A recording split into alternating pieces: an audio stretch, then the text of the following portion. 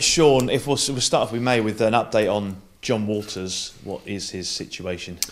Well, said over the last couple of weeks, we were getting a specialist view of it. It'd need a period to calm down. It's an historical injury, just a wear and tear injury. It does need a period to calm down. I noticed there was some release on timescales. We're still not putting timescales on it, but I've said along it was not going to be days, it will be weeks. We're hoping for it to settle down quickly. It already is doing, but once it's settled down, it needs strength in the knee. And that's where we're at the moment, getting strength through the knee so that he can continue, hopefully. Did you have any concerns about him going away on international duty? Not really, because there's nothing he could do that compromise his rehab at the moment. I think the lines of communication between clubs and countries now seem a lot more open. Well, certainly in our experience, they do. We're aware of, John, and he's been important to the group there. So I think there was a bit of that, having another good body, a good professional in amongst the group. On that basis, though, could there have been a decision taken that would have perhaps prevented him going away, getting hurt, and maybe being available for you sooner? In what respect? He was injured. So he couldn't go away and be available to them and not available to us. Well, the point is just that he managing that injury between the two, the international and your own medical department. That management, could it have been better, or are you happy with how it went? No, it was clear to everyone he wasn't going to play. It was certainly clear to us, and clear to the players. So there's absolutely no issue. It's really good information shared by both parts, I think. So there's no story, if that's what you're thinking. That's fine. Okay. Looking ahead to then the way you used the international break and getting your players that stayed here, how useful was it to you as a manager working with your squad? No, it's difficult because a lot of our squad's away, which is good in the sense that a lot of our players are being recognised, on the international scene. Not so good when you want to work with your players, but the players that were left here, get a good few days training in, work very hard, and then get a few days rest. So, it's the yin and yang of international football for the players away, because they get to play for their countries, which is obviously fantastic, and they don't get such a big break. But with the games changing slightly, the Irish lads and obviously Vokesy, great for the Irish lads, not so for the Welsh lads, of course. But they managed to get an extra day because their game was Monday, so at least they get a little bit more. And did they bring back a nice air of positivity, particularly think of the Irish boys and JBG as well from Iceland? Yeah, I mean, for Johan, fantastic. I've read all the news about the size of the country, etc., going to a World Cup. Fantastic for him and for them, and built on good Euros. And then, for the Irish and the Welsh boys, obviously the Irish lads are delighted, although they're well aware there's plenty left to do. But it was a big game, and for Vokesy, particularly for us, for Vokesy and for Wales, although I think they've done very well, it's the end of a run sort of thing to try and get there. So, I think the lads have been good here. There's no silliness towards it. A bit of empathy from the Irish lads to Vokesy, of course, and then congratulations from Vokesy to them. So. Football is a lot about confidence, isn't it? So when they come back, having achieved so much, can it spur them on to play at their best in the Premier League? Is there a benefit possibly to you? Possibly. I mean, it's hard to define. I think our players are going along well anyway. And the players, all of the players for that matter. If it does, it does. It's helpful. You want confidence to continue in players. They thrive on it.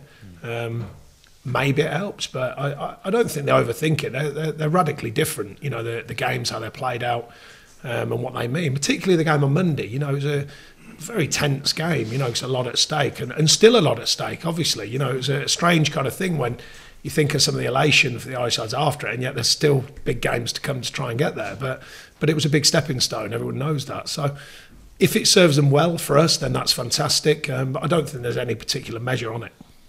You go into this weekend as a top 6 side. Is that perhaps better than you could have hoped for at the start of the season? Well, I think it'd be unrealistic for me to say that it's. We knew that it was going to happen because we didn't. It's a very, very tough division. Everyone knows that. We've made a very, very good start. We made certainly a solid start. A lot was made last season of a away record. That story's gone for this season, I would imagine. Possibly not, but certainly so far. And we've been solid enough at home. So, I think there's loads of work to be done because it's such an unforgiving league. But I think to get off to the start that we have has been very pleasing. And in terms of specifically playing at home, the majority of your points this year coming away from home, it's a bit of a change from what went last year. Make a story out of that one now. I'm not trying to make a story. I'm asking. I'm just asking in terms of the home fans and Turf Moor. It was a fortress last year. How close are you to getting back to that? Do you feel? Well, it's not about getting back to it. We haven't come far away from it.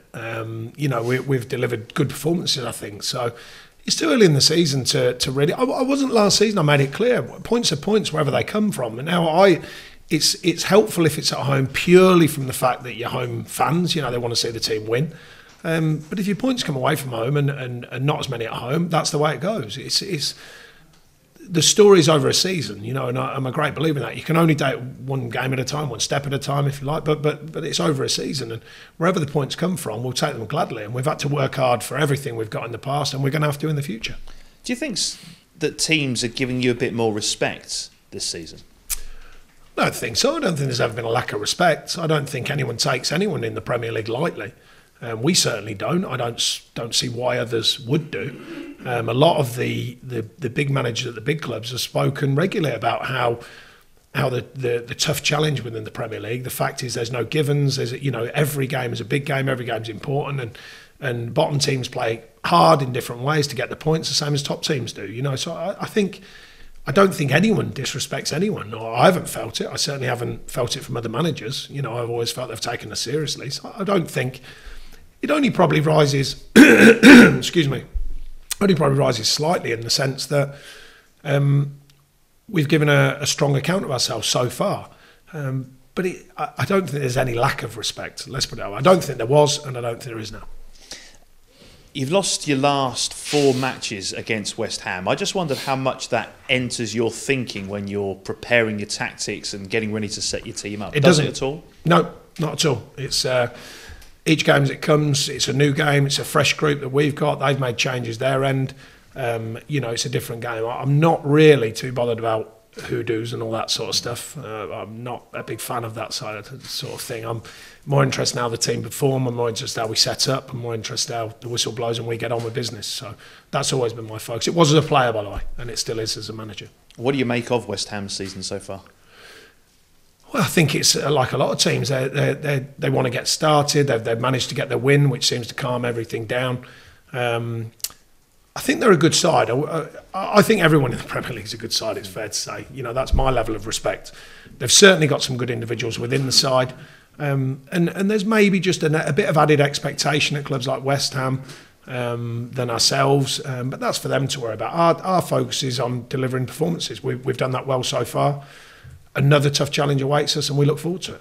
I'd just like to ask you before I finish on the big match of the weekend at the top, Liverpool against Manchester United. As is not. Oh, okay. Just at the top. You're top 6, but just at the top.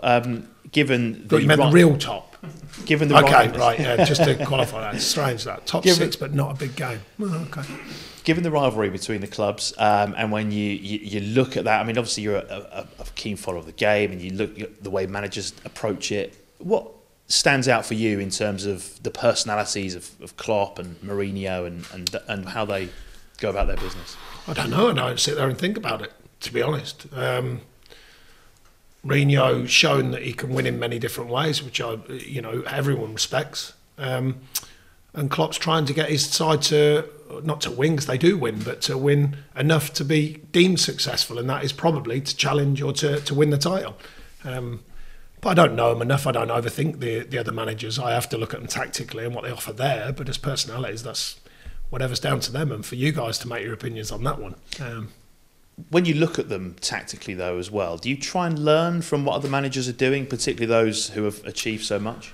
You can watch from afar. I watch certainly enough football to analyse it. But a lot of it is when you're actually doing it, when you're actually out there working with your team against them. Because it's funny, through a screen, it doesn't always give you the detail that it really is. I've thought many times about teams and about players that I've seen, particularly on a side of things when I've thought, God, I'm not sure, is he that good?